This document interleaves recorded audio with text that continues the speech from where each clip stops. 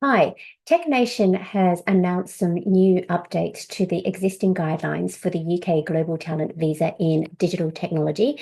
And I'd like to go through some of the updates with you because it may have an impact on your application, which you might be submitting very shortly. So these are just the updates as recent as the 22nd of January 2025. So let's have a look at what the new updates are. Just a little bit about myself first. My name is Michelle Hewer. I'm a UK Global Talent Visa coach, and I'm also a recipient of the UK Global Talent Visa.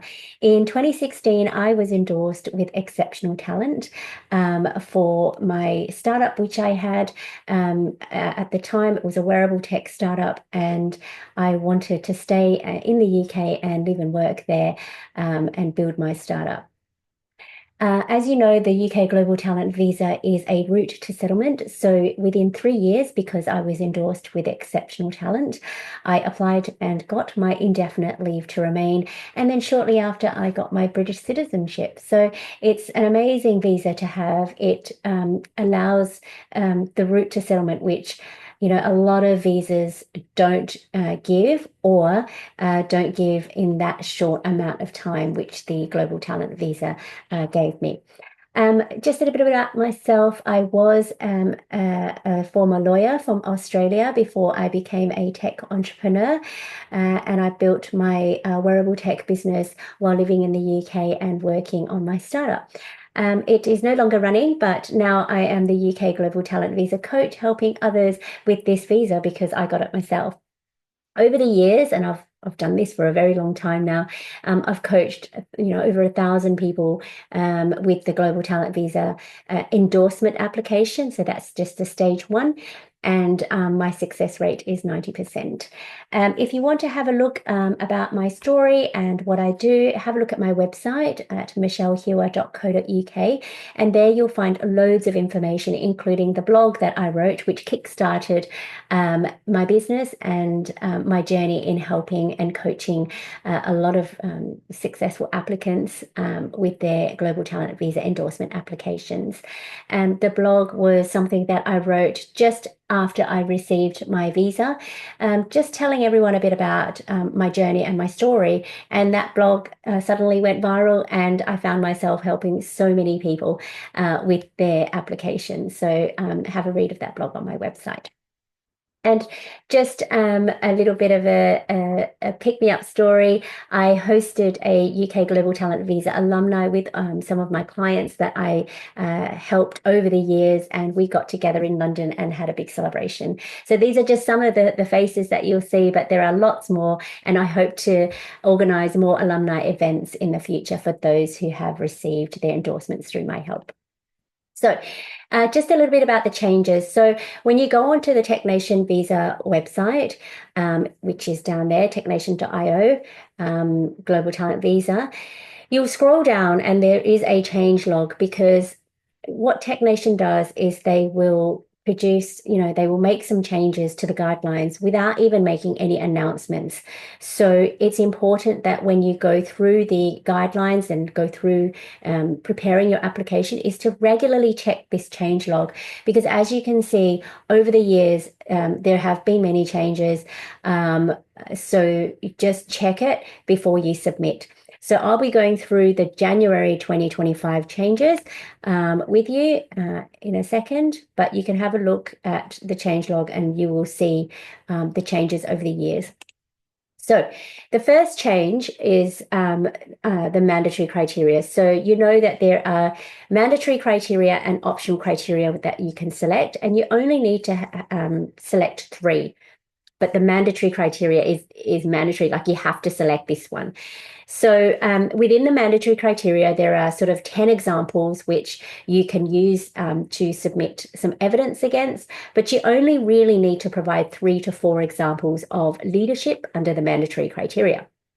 So the first change, important change, is high salary. So you can prove that you have a high salary if you want to, if you have evidence of high salary and you want to submit your employment contract, which the old guideline says that an employment contract is sufficient, but you also have to prove that your salary is high. So what I advise my clients to do is to perhaps do a search on what the average salary of someone of your expertise and skill is, and then compare it to your salary and your expertise and skill.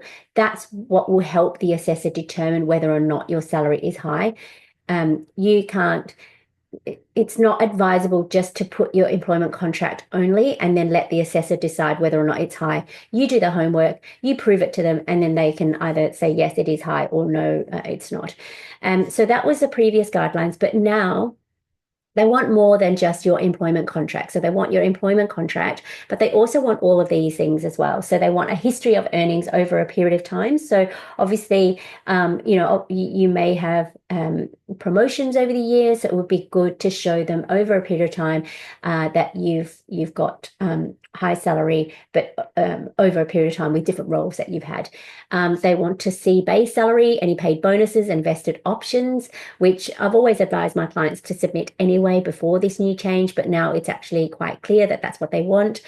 Plus, this is a new one.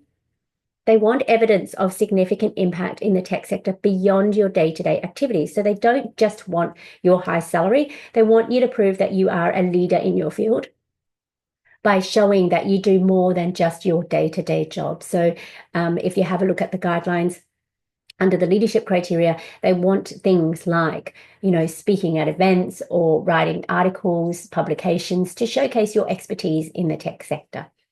Okay, so that one's a new one.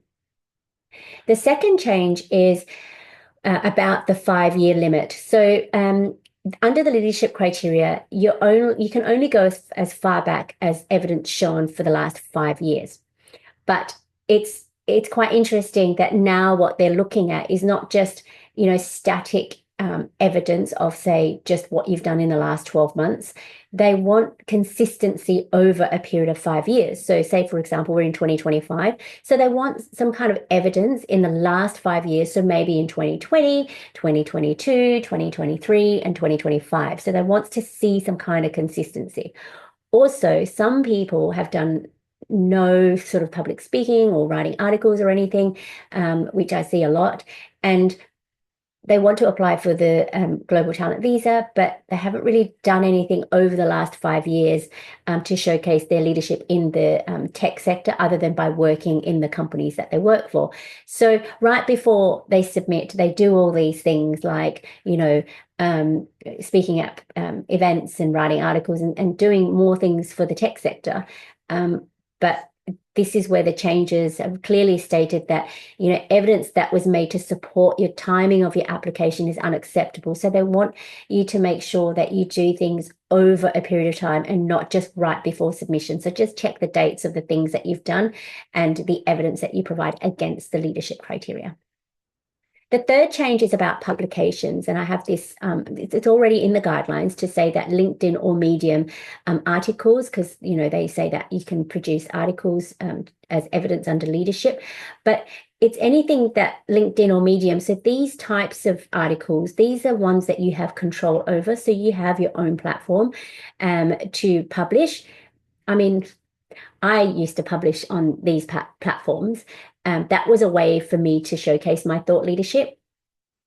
But the assessors don't seem to want you to do this. But I think you should still do this as a start if you want to start with your leadership journey, because once you publish on these things, people read it, you'll get a following, and then the bigger publications will most likely, if it's good content, seek you out, or there's proof that you've actually published something and you've got a good following. And that's how I started in my writing journey. So I had publications contact me after reading my own articles on these publications, and then I published on their platforms, and then that's what you can submit as evidence. So it is a journey. Don't get put off by this.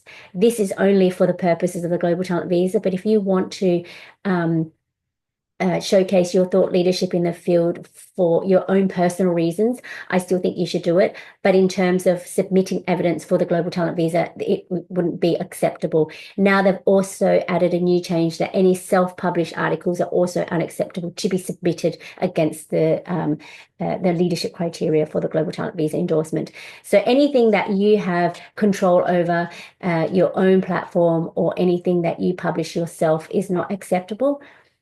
But aside from the Global Talent Visa, I feel that you should still try and do it so that you can then still be able to, expose yourself to becoming a thought leader, and those third-party publications will hopefully seek you out and publish on their platform. Okay, so there's a two-step process here, but for the purpose of the Global Talent, they're not acceptable.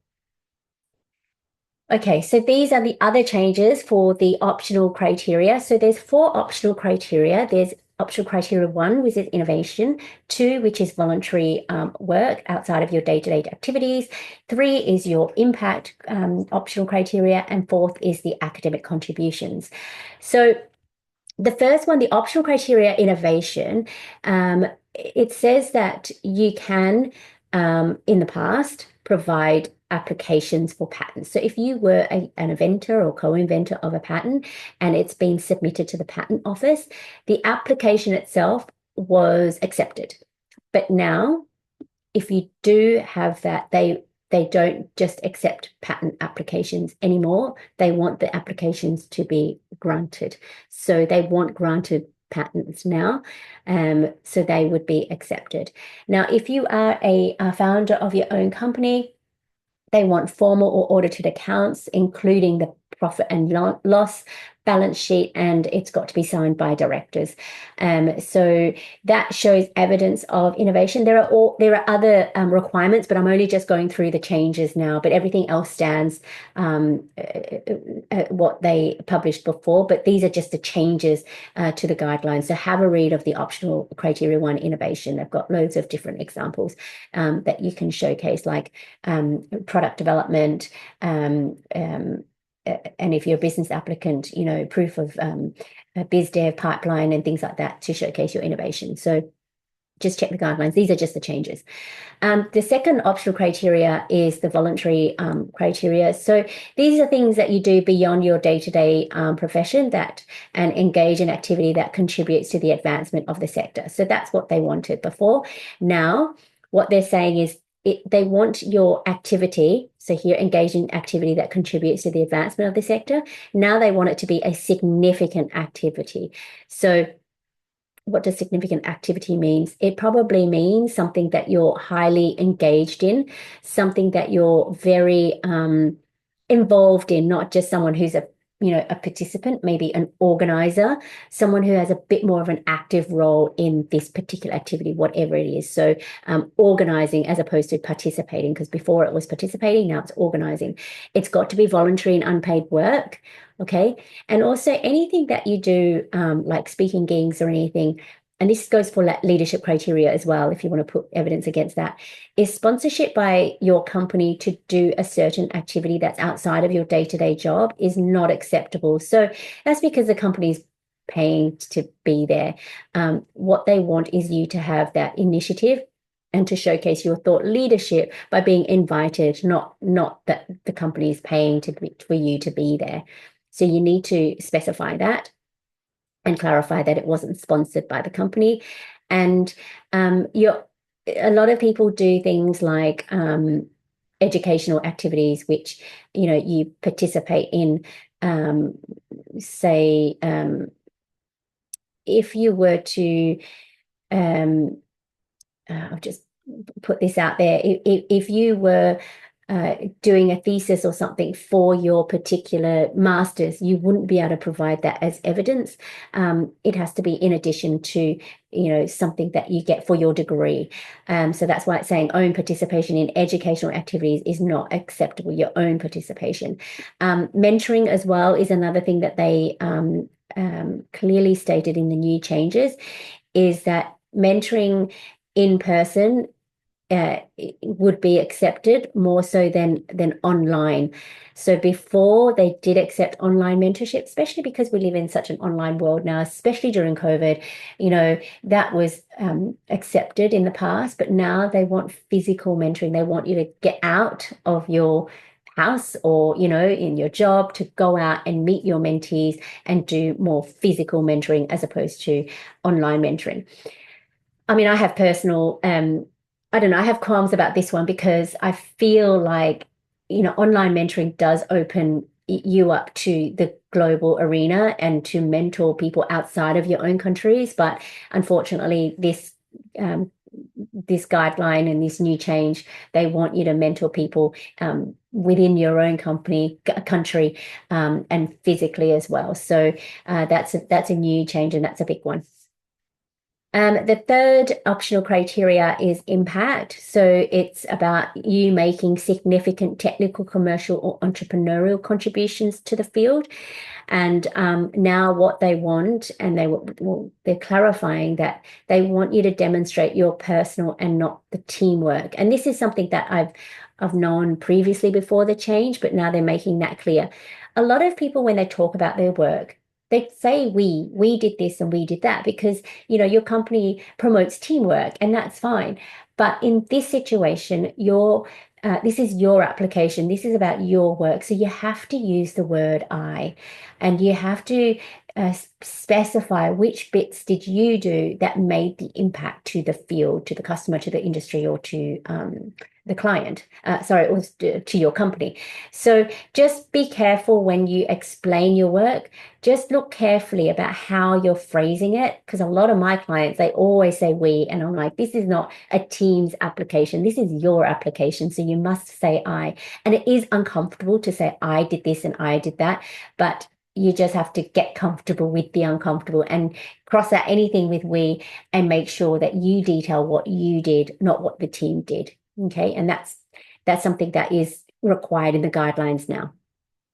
And optional criteria 4 is about academic contributions. So there's no change in that. So just read it as it is, that there haven't been any changes to the academic contributions. So these are minor changes, but also I feel like these are more clarification of what's been happening in the last 6 months when I've read a lot of assessors' feedback where people have been unsuccessful, and especially people who do their applications themselves, because it would probably be the first time that they're doing their applications and they don't know these little tips and tricks that the assessors have made these decisions in the past. Because I've had the liberty, or I've had the opportunity to read assessors' feedback, and many of them, so I know what they're looking for, and these are the things that they are looking for. So I am glad that they have clarified the guidelines so that you know as well. There is a lot to read, but there's some that are quite big, which is the granted applications as opposed to just patent applications, and the mentoring should be physical and not online. So these are the bigger changes as opposed to the minor ones that you can't read in between the lines when you read the guidelines. So I hope that helps, that the mandatory criteria and optional criteria changes. Now I'm going to go through the general changes. Okay, so there's lots of little general changes along the way as well. So you have to provide 3 letters of recommendations as LORs in your application as well.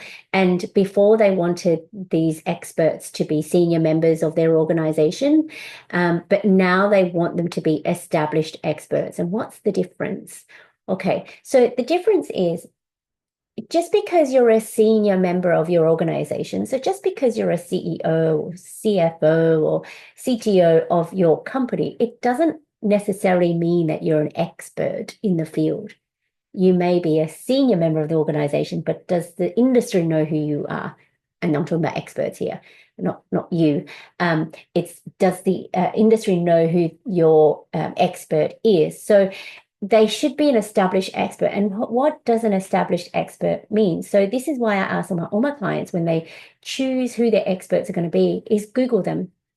Find out what they do in addition to their role at the organization? Do they speak at events? Do they write articles? Are they a judge at competitions? Are they a board of director at other, companies or startups? Or do they have a chairperson position? Or, do they do other things other than working for their company? And this is something that you'll ask yourself as well, to showcase your leadership in the field, not just by you working at your company and that you get paid to do what you do, because everyone does that, but they're just looking for something extra, extra to what you get paid to do in your day-to-day job. And that's exactly what they're looking for in your experts as well. So each letter, okay, so you have 3 letters, each letter must provide different examples to show your achievement, skills, experience, and contribution to the digital tech sector. And this is something that I tell my clients anyway already, before this change, and that is, you've got these 3 experts that you pick, and some of my clients say, look, I've got 2 people from the same organization who can write me a reference letter. And I'm like, yeah, that's fine. But if they're from the same organization, what are they going to say that's different? Like, is it, if it's a CEO and a CTO, yes, they might say different things about you, but they're probably going to say this very similar things in terms of the projects that you've worked for, and what you do for the company. So it's going to be a very similar letter. Whereas now the new changes is they want you to be from different people to showcase your different skills and expertise and talk about different things. So maybe use one person from one organization only, just to show that, different people from different organizations talk about you. So it showcases your network. Okay. The second change is the checks. So in the guidelines, they do say that the assessors will check for fraud. So if there's anything that's untruthful in your application, or they feel they might be untruthful, they will check. They'll conduct their own checks. But also they say that ChatGPT is also unacceptable. And I have read some applications where I can tell that ChatGPT has been used. It's just because I've read so many applications, the wording that ChatGPT uses is very similar. If you read a lot of applications, you might have done your own application and used ChatGPT, and it sounds great, but from someone who's read a lot of applications, I can see and tell when they've used ChatGPT, and the certain words that ChatGPT use is very similar. So now what the assessors are saying in the guidelines is they're saying they will check for unacceptable use of AI. So they don't need to check themselves. They can actually use maybe software that does check that. So just be careful if you are using ChatGPT. Please don't. Please try and use your own words, and you could potentially use ChatGPT for inspiration, but try and use your own words to describe yourself, your projects, and the things that you've worked on. Translations. This is a new change, which is a good change. Authorized English must be provided, which it has always been there, but now what they're clarifying is that translations do not count towards the 3-page limit. So your documents need to be up to 3 pages. And this is where I've helped clients before, where we had to squeeze everything in 3 pages, including the translations, which means it's very hard to squeeze everything in 3 pages when you have to include the original non-English documents. So now they're saying just produce 3 pages of English and then add in the original documents that's not in English. That doesn't count towards the 3 pages, which, thank goodness, it's less stressful. Try and squeeze everything in is really hard, and then it gets small and ineligible. You can't read it. So this is a good change, and I'm glad that they made this change. Now, this next change is exceptional promise candidates. A lot of exceptional promise candidates, those are the ones that have less than 5 years experience in the tech sector, and some exceptional promise candidates may have, and this is why the change is there, is that they've included their unpaid internships as part of their experience in the tech sector.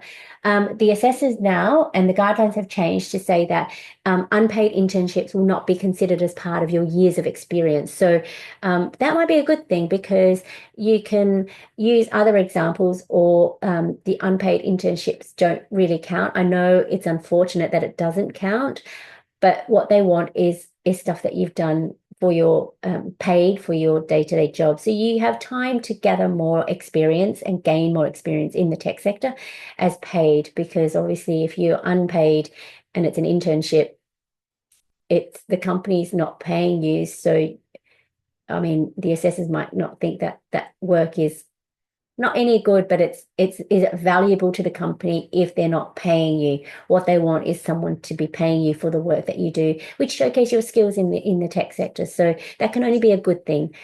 So just focus on your paid work in the tech sector to count towards your years of experience. Now, links, and this is something that's already in the guidelines, and a lot of people miss it or don't read it.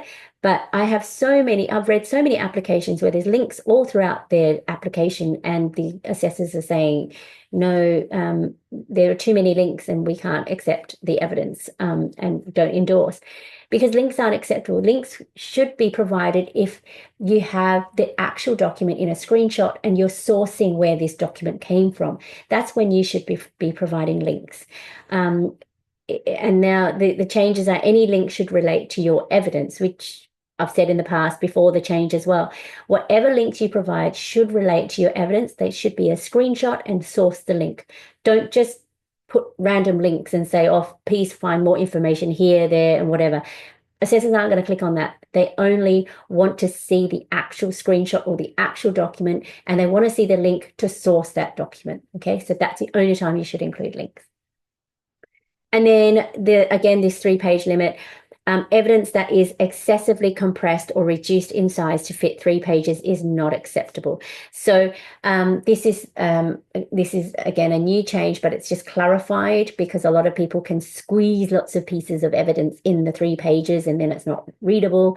And they're saying excessively compressed. So there are times when sometimes you have to put, a few pages in a document. So like journal articles, when they run to 50 pages, obviously you can't put 50 pages in, and 3 pages might not be enough. So you can compress some of it, but not excessively compress it. So just put the most relevant information in if you can and explain it.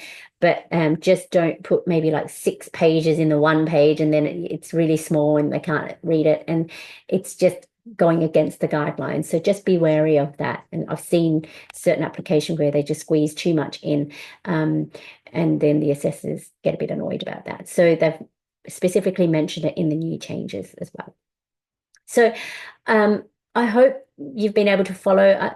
I'm sorry, I can't go through the guidelines and then talk about the changes. It's going to take too long, but these are just the changes in a nutshell. You can read the guidelines, but if you're in the middle of preparing your application, you're definitely going to know what I'm talking about. But this might be a good refresher or something to remind you of when you are looking at the guidelines. Just be wary of these changes, because, they do change, and TechNation don't even tell you. You just have to look at the change log. So I can always help you as well if you want me to review your application. I can, but I've got loads of content on my website. I do loads of educational webinars about, the Global Talent Visa. I have some coming up. I also host inspirational webinars, and these are my favorite, because this is where I interview my clients who agree to come on and share their story. Not all my clients do, which is fine. I have to respect their privacy, but the ones that do, I really do appreciate and cherish their time and for sharing their story, because when I applied back in 2016, no one had got it. I was one of the top 50 that received it and didn't know anyone who got it. Now there's lots of people who are getting it and are sharing their story. And I love hearing it, and I love telling my client story. Every story is different. So I do have some inspirational webinars coming up as well. I do have some online courses about the Global Talent Visa. I have a newsletter. I have a YouTube channel, as you know. I have a blog, and I also have Instagram, Facebook, and LinkedIn that also shares, information about the Global Talent Visa. But have a look at my website, and you can find out more information there. But my newsletters are usually, they come out every now and then to give you more information. But or you can email me as well. But these are some of the content that I provide. And then this is my actual website.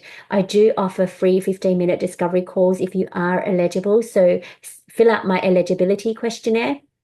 and I will read it and fill it out as best you can, because that will determine whether or not I feel that you are eligible, and then I'll invite you to a 15-minute discovery call.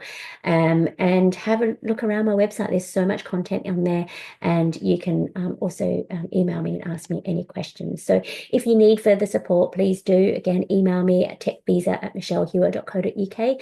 And I hope this video has helped you about the updated changes to the UK Global Talent Visa Guidelines. I will see you next time, maybe in one of my webinars. Thank you. Bye.